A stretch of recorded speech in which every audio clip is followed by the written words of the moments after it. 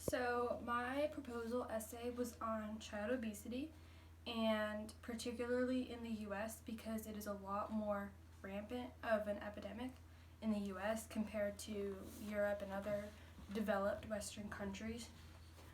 So first start with the problem.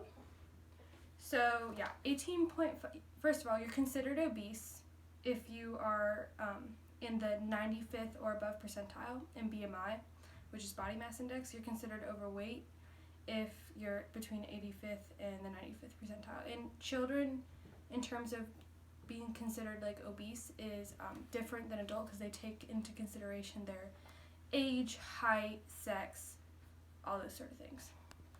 So just a few decades ago, the obesity rate in children was only 5%, and you can see in this trend how it's skyrocketed since in the modern times. So, yeah. So also the big problem with child obesity is that being obese as a child extremely increases your chances of being obese as an adult, and then it just creates this vicious cycle of obese child becomes an obese adult, has obese children, and then it just deteriorates the health of our overall population. So first with the problem is the health risks.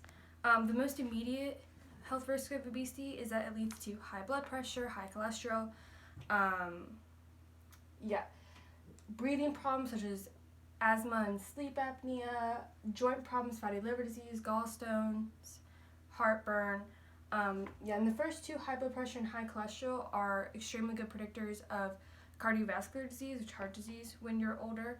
And obesity also causes glucose intolerance and insulin resistance. And children that are obese are far more likely to be diagnosed with type 2 diabetes when they're older.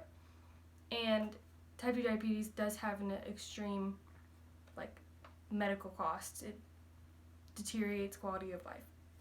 So the CDC estimates that 1 in 3 children born in 2000 will develop diabetes in their lifetime, which shows that more of our modern generation is getting type 2 diabetes. And also with health risk these were the more physical sides. There are mental risks because obese children are far more likely to be bullied and teased, leading to depression and anxiety. Longitudinal studies show that obese children are 55% more likely to develop depression over time.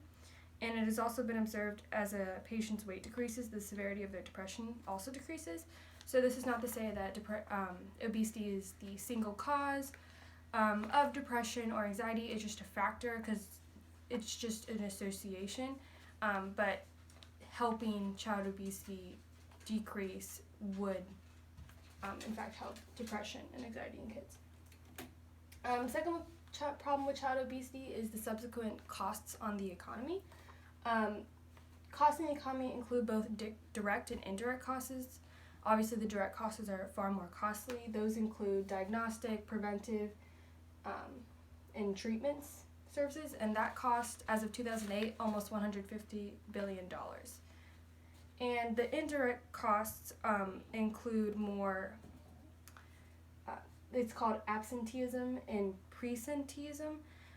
Those are more loss of productivity at work. So absenteeism is you're missing days to take care of your health needs because of obesity. So maybe you're having to visit a doctor more often because maybe you develop type 2 diabetes, or you have to visit a doctor more often because you're an extreme risk for cardiovascular disease and you need treatments for that.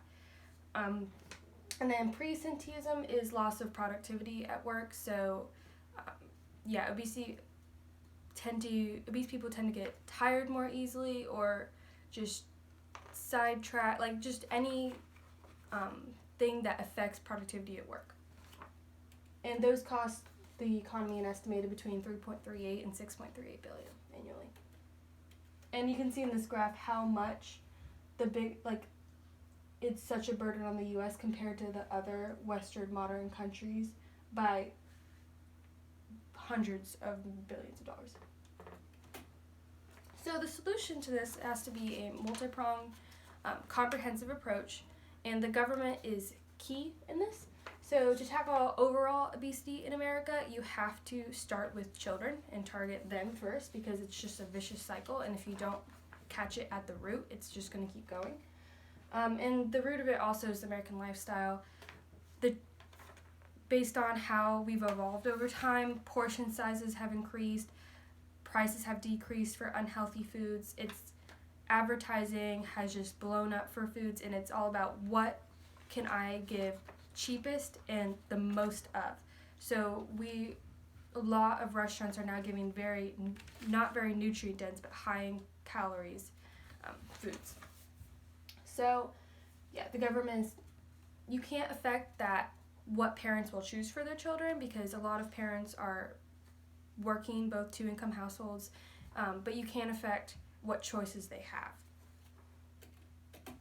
So the first step in the solution is prices and taxes. The first step would be taxing unhealthy foods. This was shown to work for tobacco. Levying an additional tax on tobacco decreased the consumption of it, so a similar effect could be got from taxing maybe like sodas and junk food, stuff like that. So yeah, Health Affairs says that a tax of 1 cent an ounce on sugar-sweetened beverages, about a 10% price increase on a 12-ounce can, would likely be the single most effective measure to reverse the obesity epidemic, potentially preventing about 2.3 pounds of weight gain per year. So that would be a small thing the government could act, but would have a huge effect. Second would be eliminating the subsidies that indirectly help the sales of unhealthy foods, such as sales tax exclusions for soda and snack goods.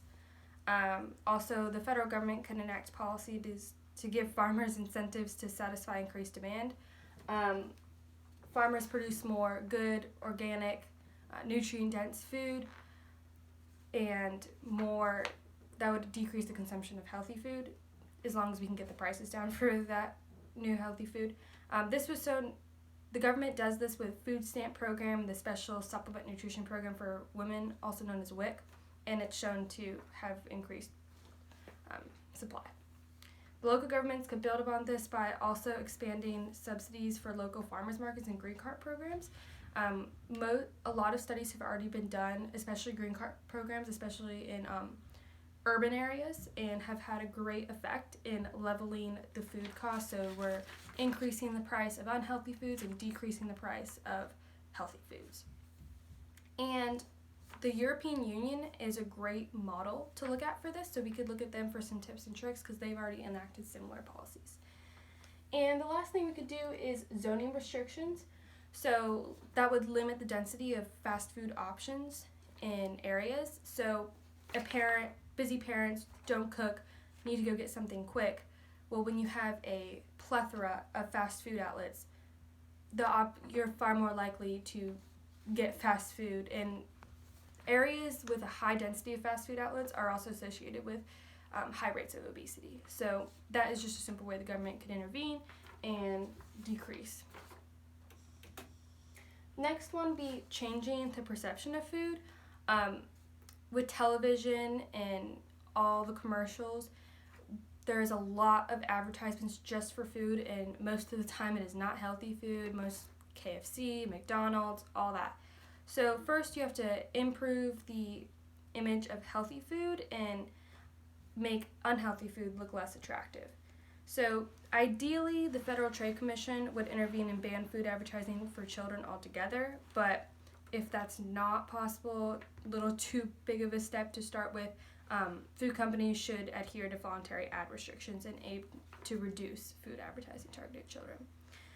Several countries, including the United Kingdom, Norway, Sweden, have already banned advertising directed to children under 12 and have found much success. So that's a really good model to look to.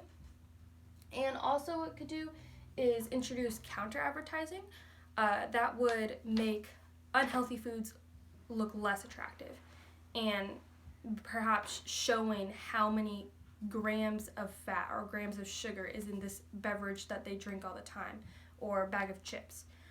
This was done with tobacco, so like revealing the true negative effects it has on your body.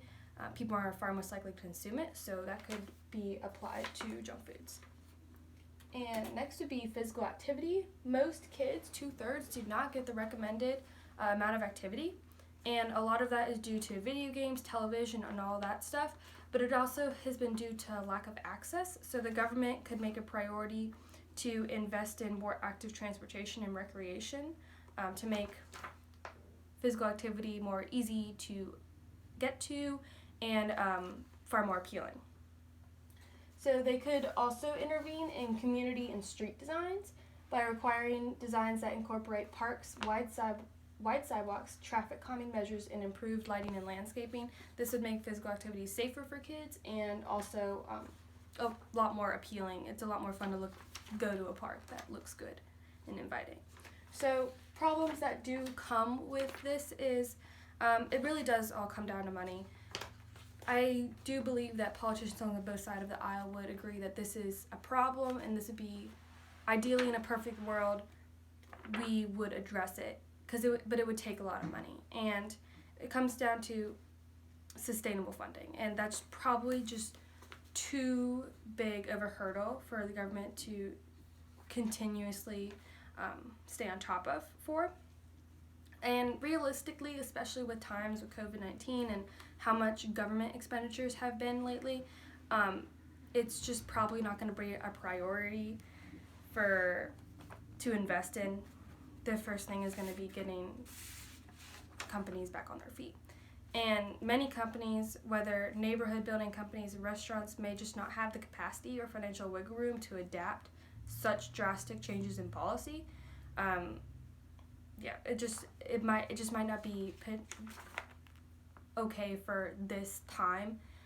Maybe a few months ago, before Corona and everything, there may have been a little more wiggle room to try to start implementing this, but it's probably going to take a little while too. And citizens in general will just have to weigh the cost and benefits in deciding if fighting childhood obesity is a priority, because you can't half go in it. If you're going to try to fight it, you have to go at it from multiple angles.